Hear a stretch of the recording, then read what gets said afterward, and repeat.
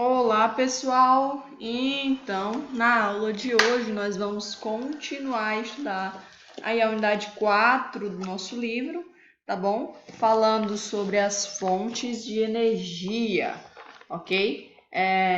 Na aula de ontem, né, a gente viu aí algumas fontes de energia, alguns processos de produção de energia, como as usinas termoelétricas, as usinas solares e as usinas eólicas. E hoje nós vamos conhecer aí as usinas termoelétricas, as usinas termonucleares, tá bom? Então, vocês abram aí o livro de vocês na página 335 e vão para a aula, tá bom? Então, temos aqui, ó, usinas termoelétricas.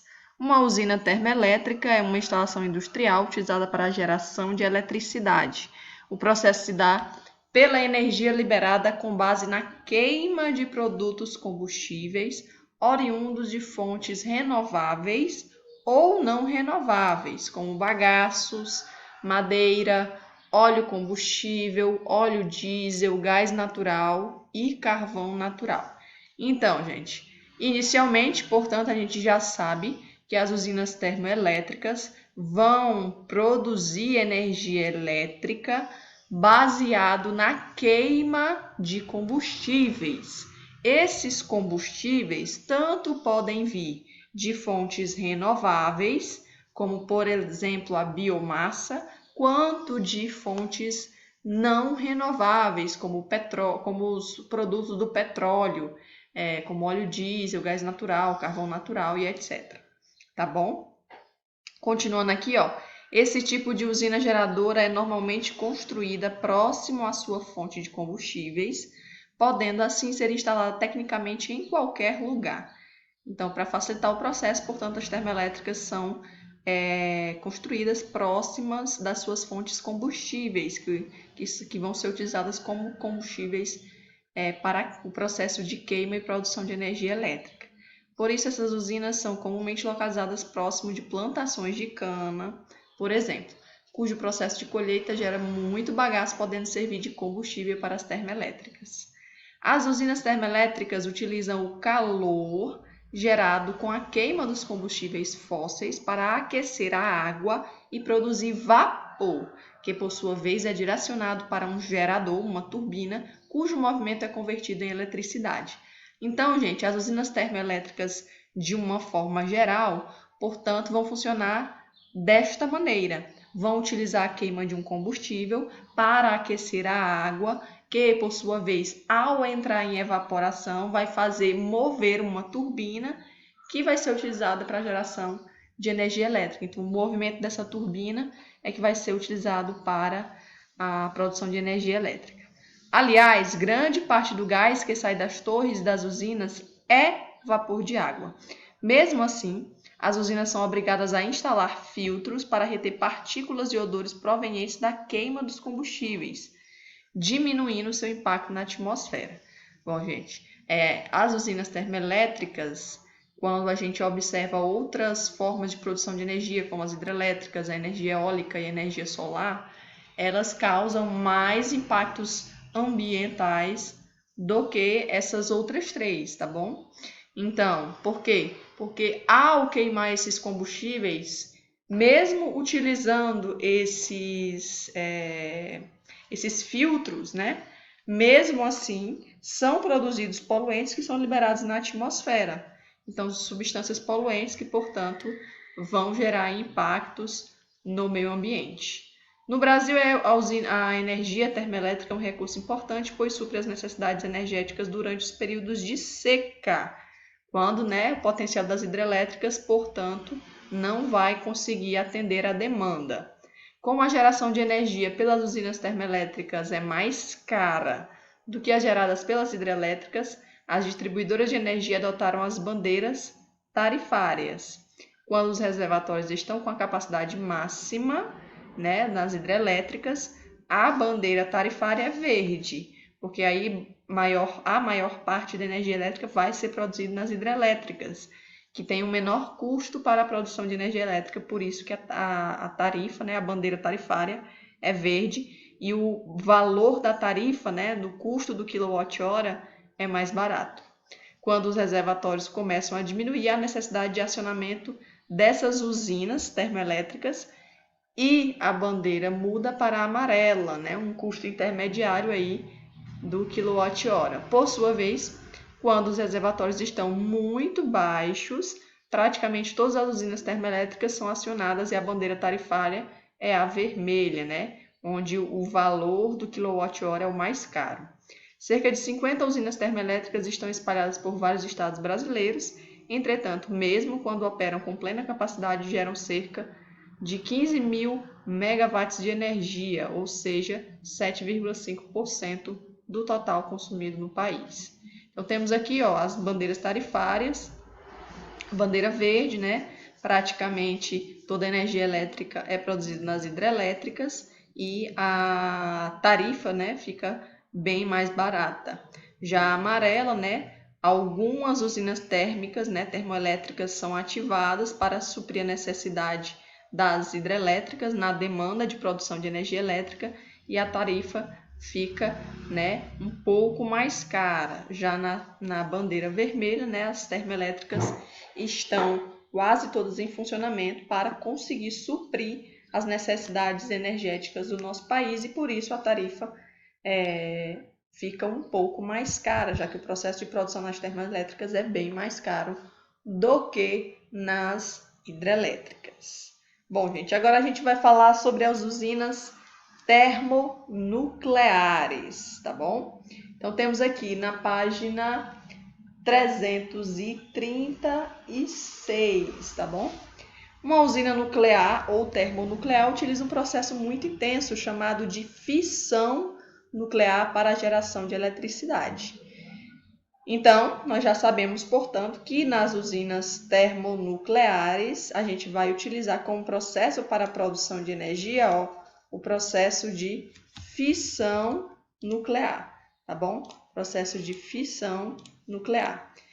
O que é o processo de fissão nuclear? Como a gente estudou na estrutura atômica, né, na estrutura do átomo, o átomo ele é formado por um núcleo e por uma eletrosfera, ok? O processo de fissão nuclear é eu literalmente quebrar o núcleo de um átomo radioativo, no caso, né? De um átomo muito pesado que possui um número muito grande de prótons do núcleo. Então, quando eu quebro o núcleo de um átomo, eu faço o processo de fissão nuclear, né? Esse processo de fissão nuclear, quando eu, portanto, destruo o núcleo de um átomo, libera grandes, mas muito grandes quantidades de energia, tá bom? E aí, essas grandes quantidades de energia que vão ser utilizadas no processo de produção de energia nas termonucleares, tá bom? Vamos lá. Trata-se de um tipo de usina termoelétrica, então quer queira ou não, vai ser termoelétrica. A energia liberada pelo processo de fissão vai ser utilizado para aquecer também um líquido, certo? Que vai fazer mover as turbinas ao evaporar. Então, de qualquer forma, né, as usinas nucleares utilizam um processo térmico, tá bom? Por isso que elas são chamadas de termonucleares. Então tá aí, trata-se de um tipo de usina termoelétrica que não utiliza a combustão, a queima de um combustível. Nesse caso, o combustível utilizado é o urânio radioativo, um átomo, né, um elemento químico radioativo que sofre o processo de fissão nuclear de maneira controlada, liberando grande quantidade de calor.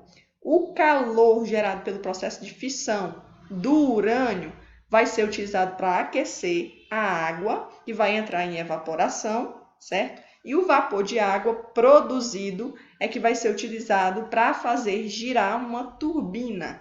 E essa turbina associada a um gerador vai converter esse movimento das pás da turbina em eletricidade, tá bom? Aqui na página 336 do livro de vocês, ele traz aqui uma imagem de como seria esquematizado uma usina termonuclear. Então, observem que aqui existe um reator, onde ocorre de forma controlada o processo de fissão nuclear de átomos radioativos, como o urânio, certo? Esse processo de fissão nuclear vai gerar muito calor, muita energia, que vai ser utilizado para aquecer a água. A água, ao ser aquecida, entra em evaporação e o vapor de água é levado em direção a uma turbina que vai ser movimentada devido à força do vapor da água, certo? Esse movimento da turbina acoplado a um gerador é que vai gerar energia elétrica, né?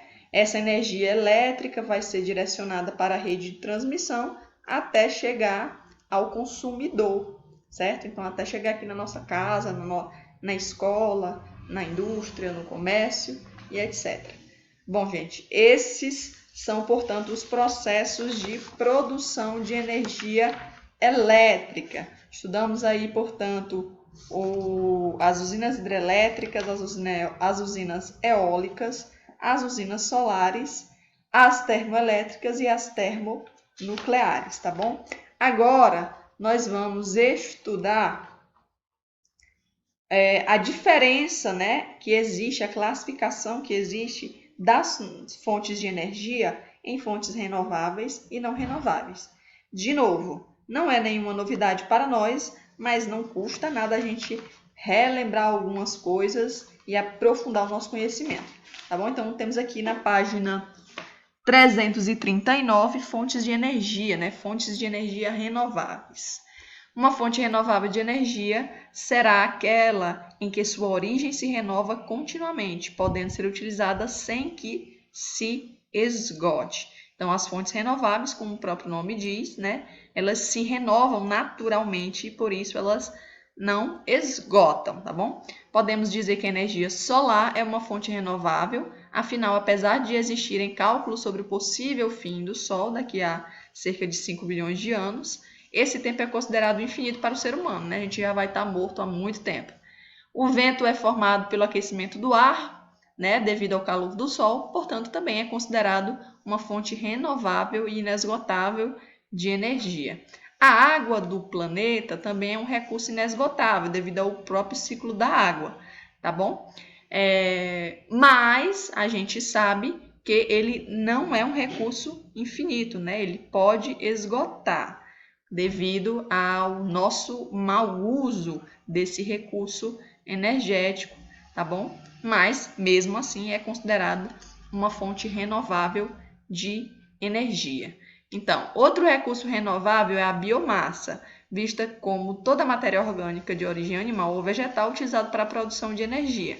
Pode ser obtida no próprio lixo caseiro, de resíduos agrícolas ou material obtido de podas de plantas ou árvores. Já existem algumas pequenas usinas que produzem energia elétrica com base na queima do gás metano proveniente das fezes de animais. Isso torna a biomassa um importante recurso energético, mas que é desperdiçado principalmente no lixo doméstico. Então tem aí, portanto, um outro recurso renovável que é a biomassa.